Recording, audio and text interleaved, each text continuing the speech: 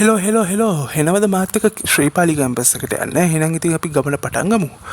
මුලින්ම මේ විදිහට ගෙවල්ගාව හෝල්ට් එකට ගිහිල්ලා ඉන්න ඕනේ. ඉතින් අලුත්ගම කොළඹ බස් එකක් මට හම්බ වුණා.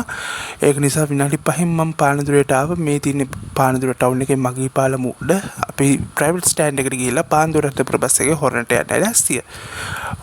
මේ ගමන ඔයාලට හොරණ පානදුර බස් එකේ වුණත් යන්න පුළුවන්. නමුත් මේ හොරණ පාරේ ඉක්මනින් ඔයාලට මේ ගමන යන්න අවශ්‍ය නම් අනිවාර්යයෙන්ම පානදුර රත්නපුර බස් එකක් තමයි ඔයාලට අල්ලගන්න වෙන්නේ. සාමාන්‍යයෙන් විනාඩි 40ක් 45ක් වගේ යනකොට රත්නපුර බස් එක හොරණට එනවා. ඉතින් ඒක නිසා කිසිම විදිහක ප්‍රශ්නයක් වෙන්නේ නැහැ. ඔන්න අපි ආව හොරණට. දැන් බහින තැනට බොහොම කිට්ටුයි. අද මම මේ තකහනියම කැම්පස් එකට යන්නේ මගේ ඩිග්‍රී සර්ටිෆිකේට් එකේ ට්‍රාන්ස්ක්‍රිප්ට් එක අරගන්න. ඉතින් අද බලමු අද දවසේ ගිහිල්ලා අපිට මේ වැඩේ හරියටම කරගන්න පුළුවන් වෙයිද කියලා. ඔන්න බෑගත්ත හොරණ ටවුන් එකෙන් දැන් ඉතින් පික්මි එකක් හරි එහෙම නැත්නම් ඔයාලට බස් එකක හරි මේ ගමන යන්න පුළුවන්කම දෙනවා. මේ තියෙන හොරණ ප්‍රයිවට් ස්ටෑන්ඩ් එක. ඔයාලට මෙතනින් 420 කළුතර හොරණ 458 හොරණ මතුගම 285 හොරණ මතුගම කියන ඕන බස් එකක ගිහිල්ලා ශ්‍රීපාලි කැම්පස් එක ගාව හෝල්ට් එකෙන් බහින්න පුළුවන්. මේ තියෙන අපේ කැම්පස් එකේ ඇඩ්මිනිස්ට්‍රේෂන් බිල්ඩින් එක. ඉතින් පොඩ්ඩක් වටපිටාව ඇවිදලා බලන්නත් හිතුණා.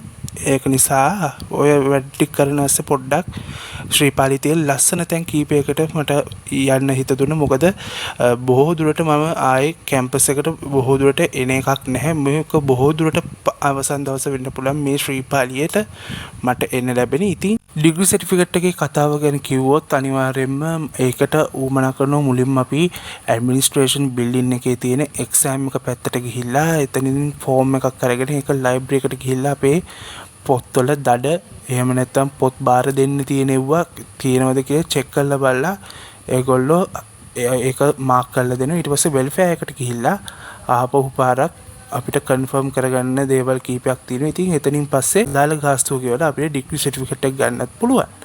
මම ශ්‍රීපාලි කැම්පස් එකට ඇතුල් වෙන්නේ 2020 අවුරුද්ද පෙබරවාරි මාසේ 24 වෙනිදා. අපි එනකොට මේ වගේ ලොකුවට පාරවල් එහෙම හොඳ තත්ත්වෙන් තිබුණ නැහැ කැම්පස් එක ඇතුලේ. ඉතින් මේ අවුරුදු 5ක කාලය ඇතුලේ කොයිතරම්නම් දේවල් වෙනස් වෙලා තියෙනවද කියලා මං ඊළඟට ඔයගොල්ලෝ එක්කන් යන්නේ ශ්‍රීපාලියේ තියෙන ලස්සනම view එකක් තියෙන තැනකට. ඔව් ඒ අපේ වල මේක ඇතුලේ මට හරි ලස්සන මතකයක් තියෙනවා. ෆස්ට් ඉයර් කාලේ මම ඔරියන්ටේෂන් ප්‍රෝග්‍රෑම් එක ඉවර වුණු දවස් රෑ අපි පුංචි ඉවෙන්ට් එකක් කළා සීනියර්ස්ලා සහ ජූනියර්ස් බැච් එකේ අපි හැමෝම එකතු වෙලා.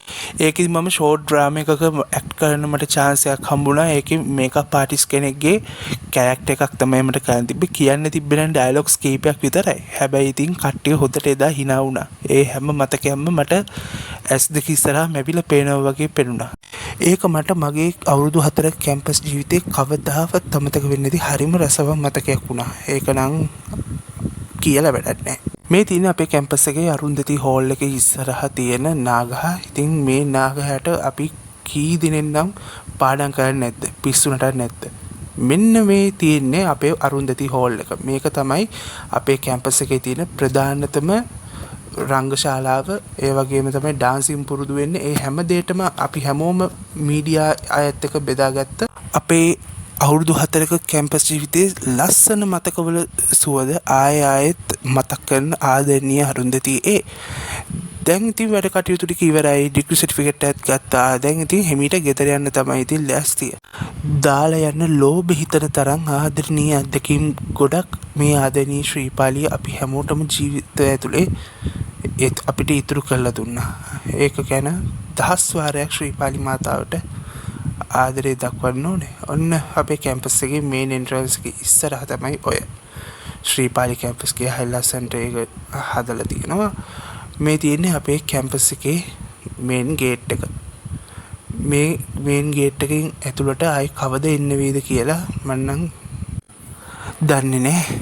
හැබැයි දාලා යන ලෝභ හිතන තරමින් මතක ගොඩක් අපිට අර කලින් කිව්ව විදිහට ශ්‍රීපාලි ඉතුරු කරලා දුන්න එක ගැන තියෙන නොසෑහෙන සන්තෝෂයක්. ඇත්තම කිව්වොත් අපිට ශ්‍රීපාලි කැම්පස් එකේ ඇතුලේ ඇකඩමික් වැඩවලට ෆිසිකලි දායක වෙන්න පුළුවන් උනේ අවසාන අවුරුදු 2 ඇතුලේ විතරයි. මොකද 2020 අපි පෙබරවාරි 24 කැම්පස් එකට ඇතුල් වුණත් මාසයක් යනකොට කැම්පස් එක වැහුවා. ඊට පස්සේ ආපහු වතාවක් 2000 සැප්තැම්බර් වල කැම්පස් විවෘත වුණා. හැබැයි ආපහු දෙවෙනි කොවිඩ් පකුරේ ප්‍රශ්නයන් නිසා ගම්පහ දිවුලපිටිය පැත්ත සිද්ධ වුණු ආපහු කැම්පස් එක 2020 අවුරුද්දේ ඔක්තෝබර් මාස මුල හරියදී වැහුවා.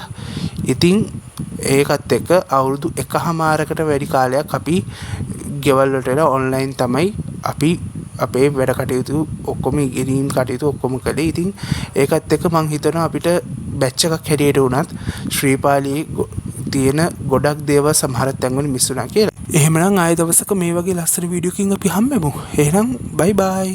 හැමෝම පස්සෙමින් ඉන්න.